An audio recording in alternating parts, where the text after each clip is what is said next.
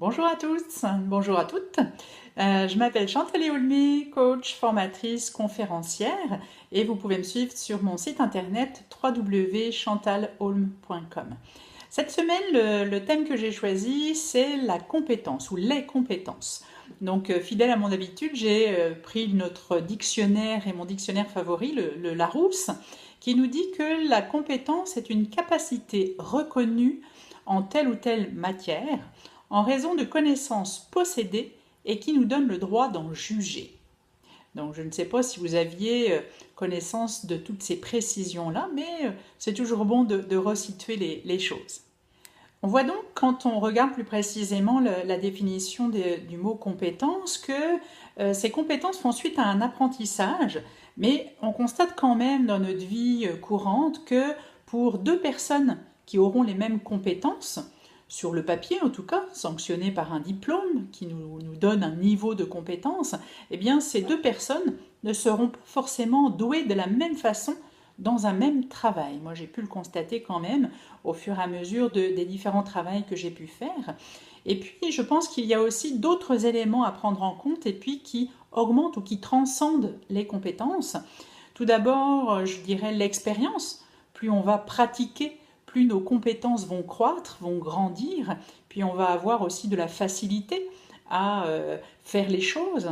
Et une autre chose qui, à mon sens, est importante, et qui peut faire la différence, c'est ce qu'on appelle le talent. Le talent, c'est quelque chose dans lequel nous sommes naturellement bons, mais de façon innée, sans qu'on l'ait appris.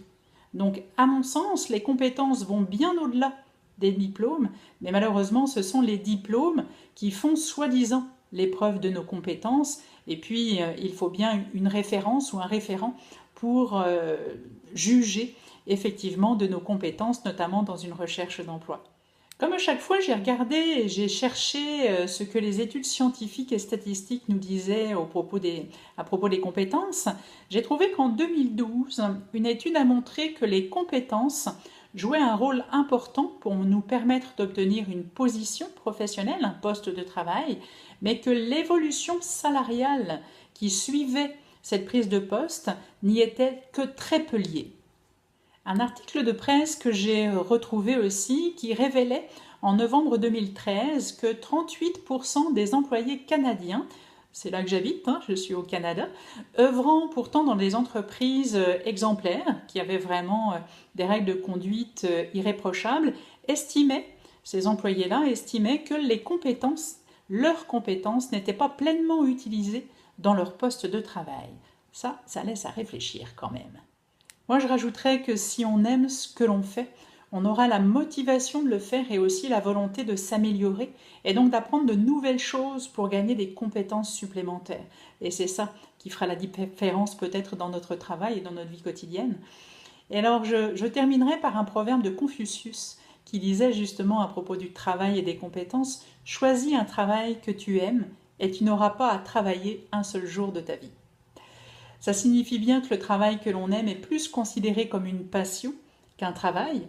Alors, soyez conscient de vos talents, de vos compétences, développez ces compétences, travaillez dans ces domaines et dans votre domaine de prédilection, puis éclatez-vous.